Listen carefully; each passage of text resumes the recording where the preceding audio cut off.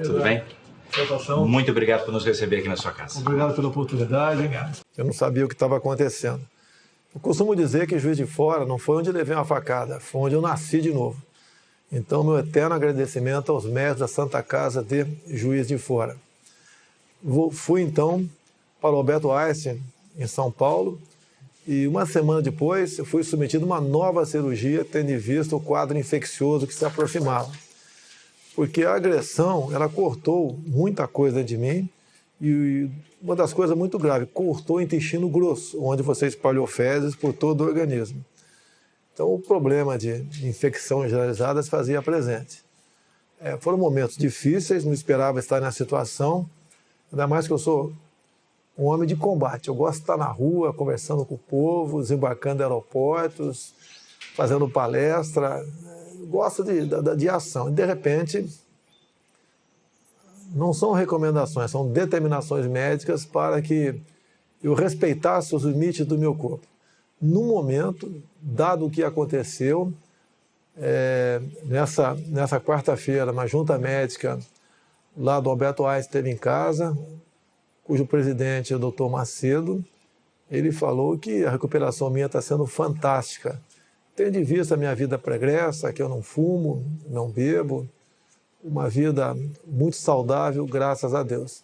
E eu, respeitando isso, eu fico livre da colo no final de novembro, começo de dezembro, onde poderia, então, voltar às atividades normais. Mas, candidato, nesse momento, como é que o senhor se sente? Nas condições em que tudo aconteceu, eu me sinto bem.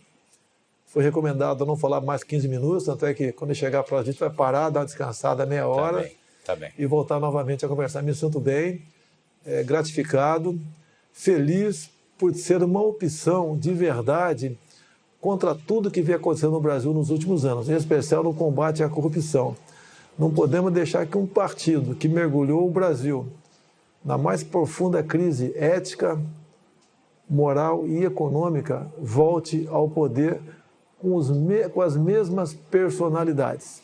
E você pode ver, tudo é conduzido de dentro da cadeia pelo senhor Lula, que indica aí um fantoche seu chamado Haddad, que por incompetência sequer conseguiu passar para o segundo turno na sua reeleição em São Paulo. Então eu me sinto feliz por esse lado, por ser um candidato conservador, que respeita a família, que quer fazer negócio com o mundo todo sem um viés ideológico, que quer jogar pesado na questão da violência, até para trazer um pouco de paz à sociedade, em especial às mulheres que vivem aflitas se seus filhos voltarão em paz ao término da faculdade ou ao término de um evento festivo qualquer.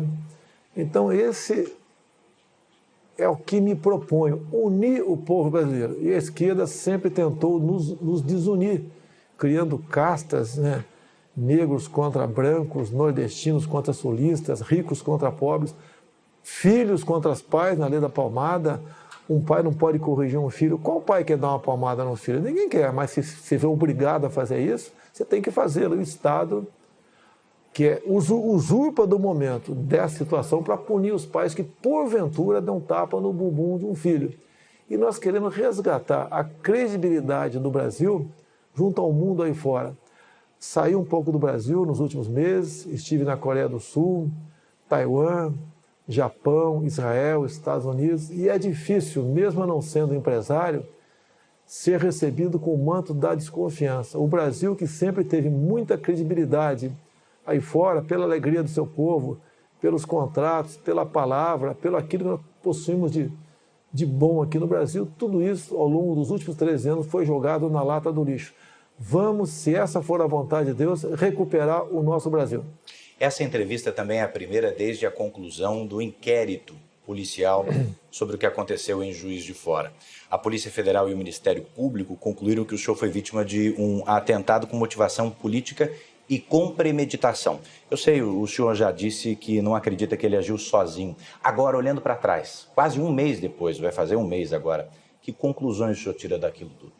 Olha, o processo está sendo conduzido por um delegado que por 2 anos foi o homem de confiança de Fernando Pimentel, governador de Minas Gerais.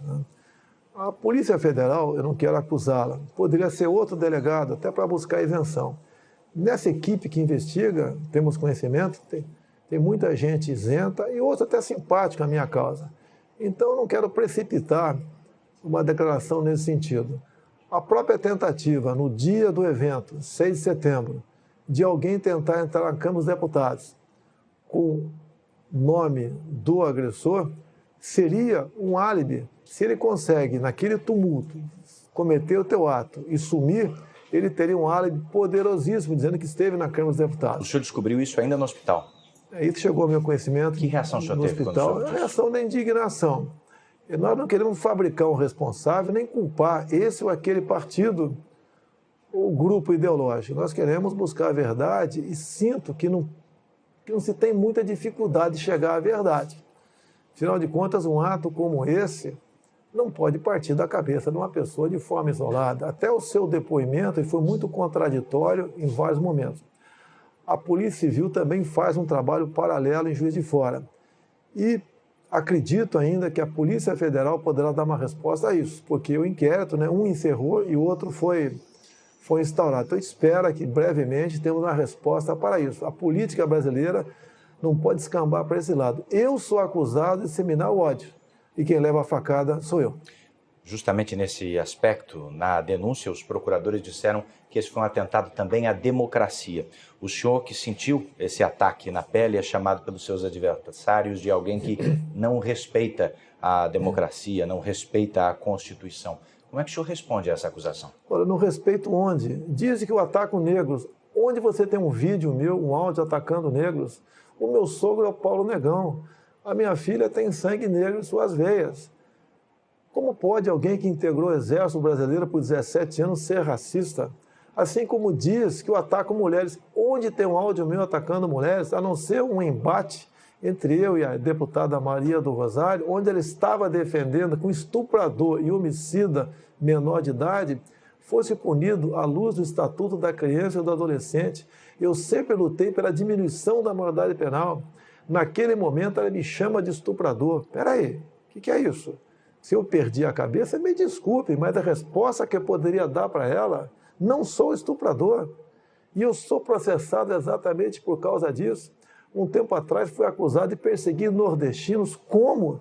Se meu sogro é de Crateús, a minha filha tem sangue nordestino em suas veias. O Brasil é um só povo. Não podemos continuar aceitando a divisão de classe no Brasil, como a que mais nos afeta, que eu sou homofóbico.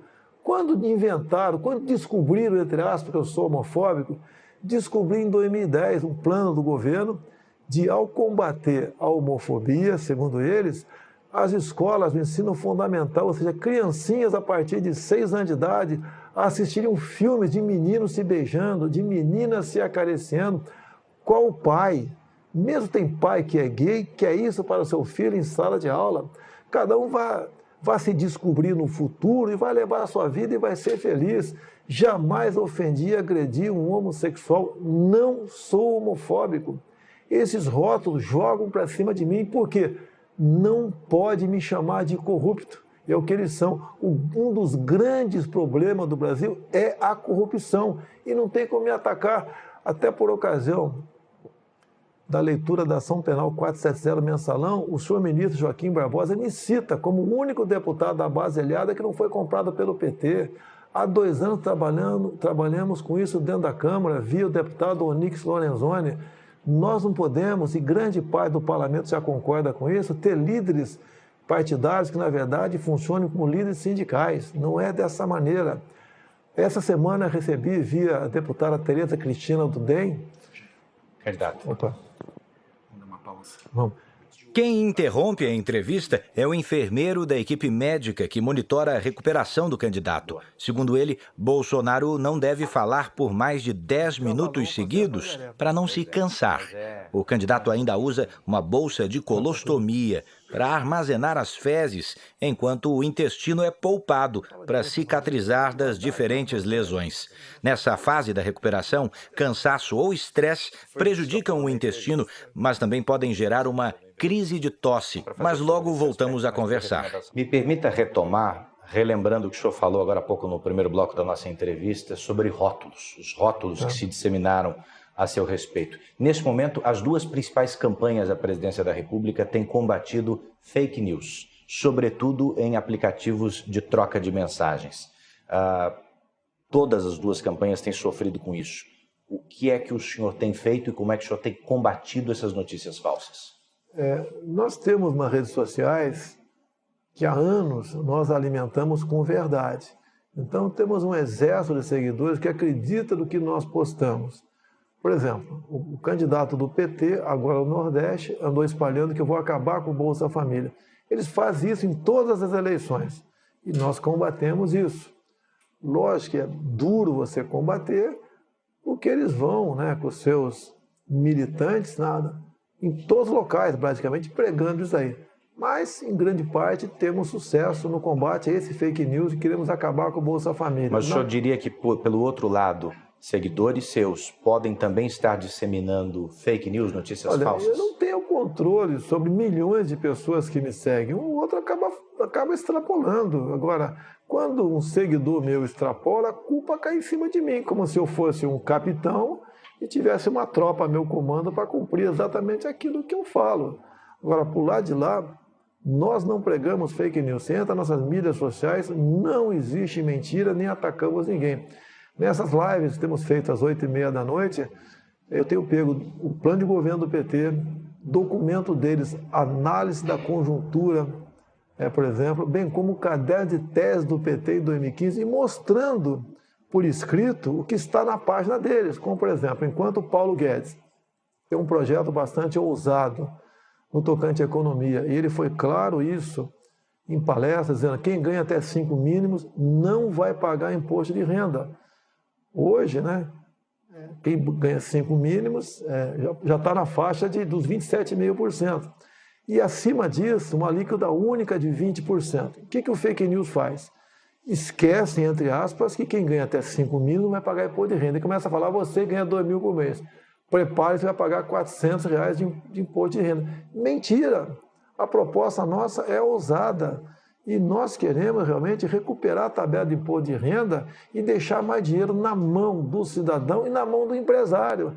As alíquotas para a classe empresarial também cairão. Queremos seguir o exemplo da Inglaterra de 20 e poucos anos atrás, que está numa situação crítica, bem como o exemplo de Trump nos Estados Unidos, onde ele diminuiu de 30 e pouco para 20 e poucos por cento a carga tributária para empresários. Então, os empresários aqueceu a economia, o mercado de trabalho voltou a funcionar, empresas que tinham saído dos Estados Unidos voltaram para os Estados Unidos e a economia norte-americana está indo muito bem. O senhor deve estar acompanhando um movimento intitulado Ele Não. E a sua assessoria deve ter percebido também que depois do movimento, de certa maneira, o senhor até subiu nas pesquisas de intenção de voto. Que avaliação o senhor faz desse contexto? Olha, você tem que ver quem estava no movimento Ele Não. Artistas que há muito vem mamando na Lei Rouanet. Você não tem quem está no Ele Não que não esteja na Lei Rouanet. A Lei Rouanet é importante, mas para o artista raiz, o artista sertanejo, aquele que realmente traz consigo a cultura brasileira. Ninguém quer abandonar a cultura. Por que o senhor acredita que depois dele, ainda assim, subiu nas pesquisas? É que o outro lado, que a maioria, vê quem é que está me atacando. Tá certo? E ao ver, já faz uma análise imediata, que eles estão errados, nós estamos certos. Será que eu sou tão mal assim? Eu quero o mal de todo mundo, de mulheres, de negros, de nordestinos, de quem recebe Bolsa Família, de pobre. Não é verdade. Eles não podem me chamar de corrupto. Sempre combati a corrupção. Sempre preguei a união de todos nós, uma só bandeira, um só coração verde e amarelo. Não podemos nos dividir. A esquerda nos dividiu e nós ficamos brigando entre nós. Eu quero a união de todos. Um grande exemplo tive em países como Japão, Coreia do Sul, Israel. Olha o que eles têm. Eles não têm nada. E olha o que eles são. São o primeiro mundo. Agora você vem para o Brasil. Olha o que nós temos tudo. E olha o que nós somos, não somos nada. Essa política que existe lá fora, que visitei escolas, que visitei o ministro da Agricultura de Israel, entre tantas outras autoridades nesse país. Esses exemplos nós queremos trazer para cá. Unindo o povo e governando pelo exemplo, você tira o Brasil do buraco. O senhor citou agora há pouco o imposto de renda. O senhor diria também que a sua assessoria econômica foi mal interpretada em relação ao 13º salário? Não, foi o general Mourão que, ao falar sobre a estrutura remuneratória, que tem uma série de coisas ali, ele se referiu àquilo como jabuticaba. Agora, num momento desse, você não pode dar margem para o inimigo de interpretar. Nunca o Mourão falou em acabar com o 13º. Qual é a palavra final sobre isso? Aproveitaram uma palavra errada dele para dizer que queremos acabar com o 13º. Agora, deixa bem claro, que é um pouquinho mais velho, lembra em 2002, o PT pregou isso, que os parlamentares do então PFL, PP, aqueles partidos todos, queriam acabar com o 13º, fundo de garantia, hora extra, licença gestante, e inventaram isso em cima de um projeto que existia na Câmara, que não era para acabar. Era, por exemplo, você está com um problema financeiro, você procura o teu patrão, ouvir do sindicato, e em vez de cair na mão do agiota ou pegar um empréstimo no banco, o patrão podia adiantar parte do teu 13º. Você estava com problemas, por exemplo, queria estar no mês de setembro, e você gostaria de dar uma folga para si, chegaria para o patrão, ouvido pelo sindicato, e pegasse um desconto em férias, que existe nas Forças Armadas. Você pegava 15 dias de desconto em férias, ia dar uma relaxada para voltar com as baterias recarregadas. O PT pegou um projeto desse, que não acabava com os direitos, apenas flexibilizava e passou a massificar, dizendo que queríamos acabar com aquilo. Eu quase perdi o meu mandato em 2002, porque eu fui acusado também de querer flexibilizar aquilo tudo. Então o PT usa pequenos detalhes para dizer que eles são realmente o que estão preocupados com os trabalhadores e não os demais.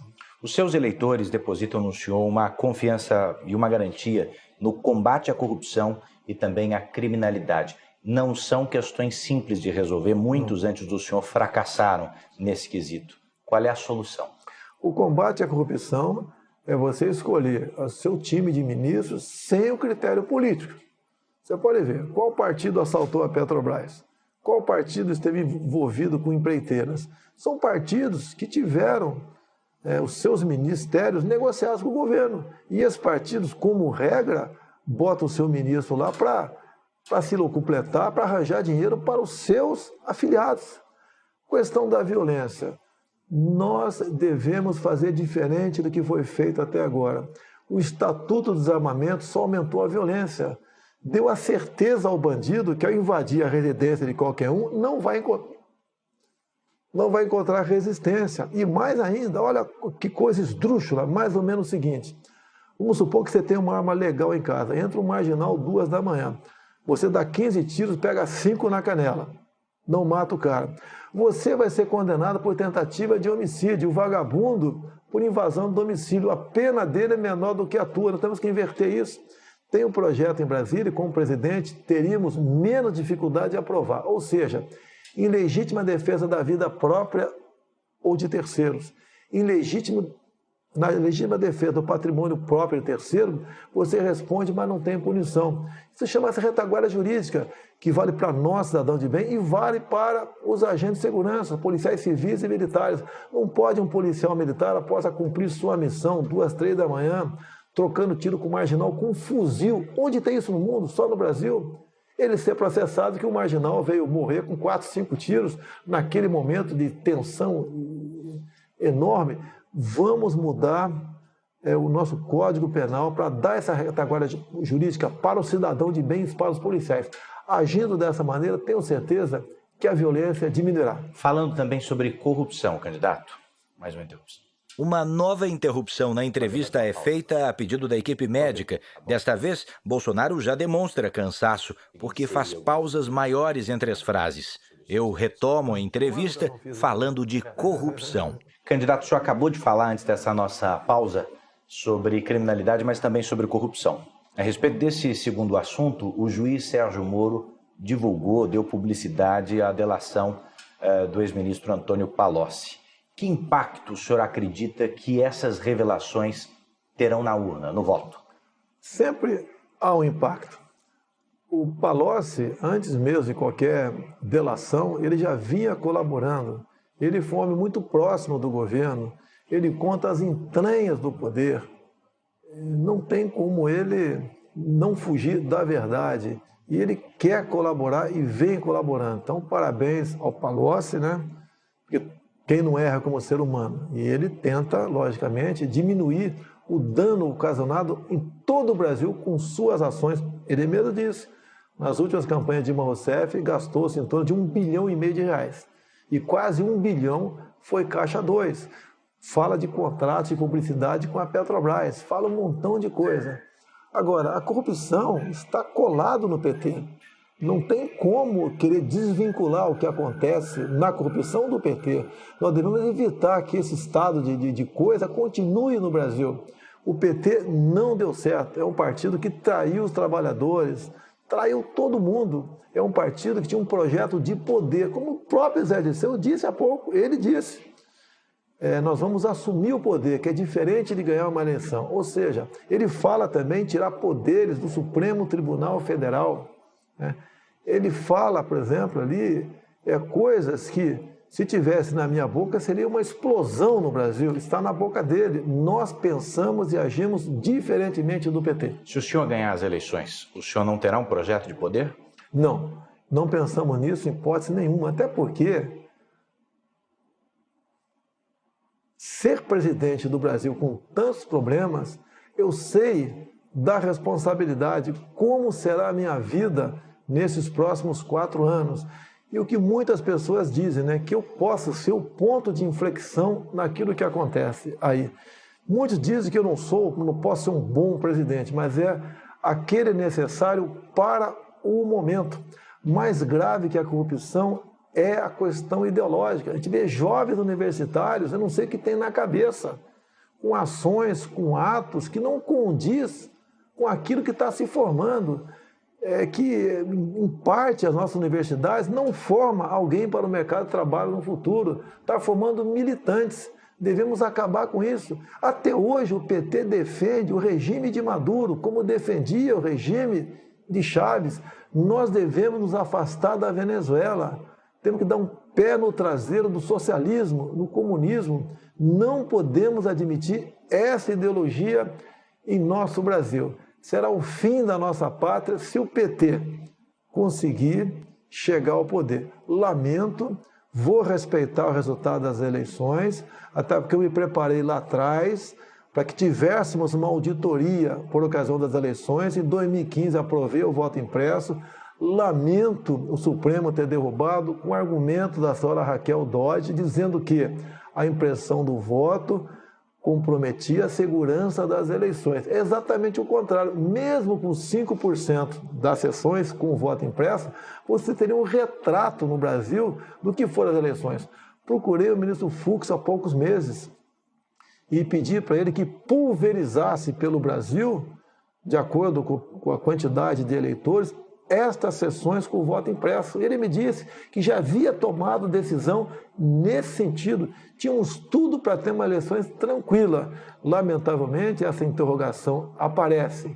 E o apelo que eu faço àqueles que acreditam em mim: vamos votar, não vamos nos omitir, não vamos votar em branco, não vamos anular o voto. Muito pelo contrário, vamos convencer uma pessoa a votar na gente. O PT, todo mundo já conhece o que é e o que nos espera com o Zé Dirceu voltando ao poder. Comigo, a certeza que vocês terão que eu serei realmente não mais um capitão do Exército, mas um soldado do Brasil a serviço desse povo que merece e tem tudo para ser feliz. Uma última pergunta. Estamos a 3 dias das eleições. O senhor, eu sei, acredita que vence no primeiro turno. Mas se isso não acontecer, quem o senhor acredita que enfrenta num provável segundo turno? Olha, as pesquisas, todo mundo desconfia no Brasil. O Brasil é um país onde não se acredita em quase nada, infelizmente. Mas vamos partir do princípio que as pesquisas são essas que estão aí. Não fugiremos do candidato do PT. Não será nós contra ele, será o Brasil que quer mudanças, o Brasil que não quer mais corrupção, o Brasil que quer que criança seja respeitada em sala de aula, o Brasil que acredita na família, é o Brasil que respeita as religiões, um Brasil que quer conversar com o mundo todo sem o viés ideológico, um país que quer jogar pesado na questão da violência, até para dar paz para as mulheres que são preocupadas com a integridade física dos seus filhos. É um Brasil que quer isso, é um Brasil que é menos imposto, é um Brasil cujo presidente vai trabalhar em equipe. Ninguém vai querer decidir nada sozinho. Muita coisa não entendo. E com boas pessoas e com isenção para escolhermos essa equipe de ministros, nós temos tudo para começar a fazer o Brasil andar. Quero agradecer por me conceder essa entrevista.